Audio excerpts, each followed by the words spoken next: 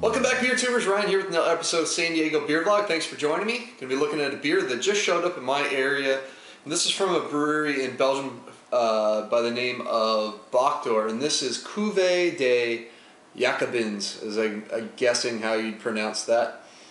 It's a, as you can see, a Flemish sour ale. So in the vein of something like a Rodenbach, 5.5%. Let's get it open and poured. I had it once and decided to pick up another bottle to do a formal review because I just saw it show up, never really heard anything about it, and just kind of bought a bottle just to see what it was like. So, as most Flanders beers are over here, at least the red ales, they're always filtered, and this one's definitely filtered. It's pretty clear. Spot on red hue, touch of orange on the very bottom, but mostly just a nice kind of, well, maybe really dark amber going into red. The head's about a finger. It's kind of off-white, lightly tanned head, so maybe some like roasted barley is in this to kind of give that head. It's a little darker head than I'd expect for such a beer. Let's get the aroma. Yeah, it smells like your typical Flanders style sour. It's got that big cherry tartness on the nose. There's even a touch of funkiness in there, which you typically don't get on a lot of Flanders beers. You don't get a ton of that kind of Brett funkiness. I get a little bit on the nose on this one. Touch of tannins from the barrels. I think they say they age at a minimum of like 18 months. Also, there's some of that apple cider vinegar character on the nose, kind of a good example of the style. So it's got all the components you'd like on a good Flanders style sour ale. So let's give it a try. Cheers.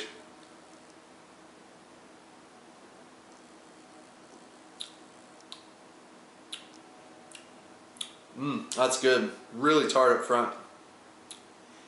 Actually, this is better than I remember it was. I mean, I picked it up. I thought it was really a nice beer.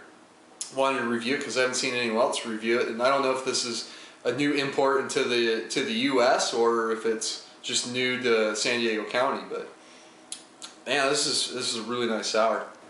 So up front, you're immediately hit with that big puckering tartness.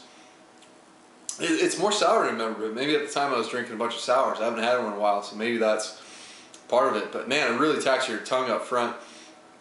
Immediately think, how does this compare to Rodenbach Grand Cru? Because they're definitely similar style beers, and this one's probably about on par with the amount of puckering sourness up front. But I think this one's maybe a touch sweeter in the back end. But up front, you get just a ton of that cherry pie characteristic you get with these yeast and bacteria strains used. It's got like a cherry black currant. Kind of transitions into like a red wine cider kind of vinegar character in the middle, and it finishes with some sweetness. It almost lends to like a sweet tart character. There's some like sweeter berry notes kind of finish it up. Touch of oakiness on the back end, and with that comes like maybe a hint of like a vanilla, because it's kind of like the sweet cherry oaky kind of finish, but up front it's like that really intense kind of apple cherry tartness to it. And buried beneath all that, you get some nice kind of bready malty notes, and like a touch of maybe like a kind of caramel note to it. These beers are pretty dry, but usually they don't let that Brett finish them out such that they're ultra dry and lose all their malt character. So I think they did a really good job with this one. I mean, it's got a good amount of tartness. I'm really enjoying that.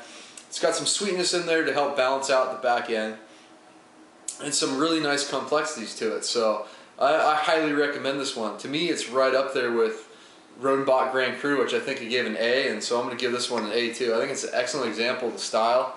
Recommend picking it up. The only thing is this is pricier than Rodenbach's Grand Cru, so in that fact, I won't be like buying more of this than Rodenbach Grand Cru, because that's for, I think I paid about $5 or $6 for this single little bottle, whereas the Rodenbach Grand Cru you can find for like $10 for 750 milliliters. So But I'm still really impressed by Bockor's version of this. I don't know if they're a new brewery or if they're an old brewery. This is a new brand. I don't know all the details, but I will recommend it to you. So until next time, please comment and subscribe. Cheers.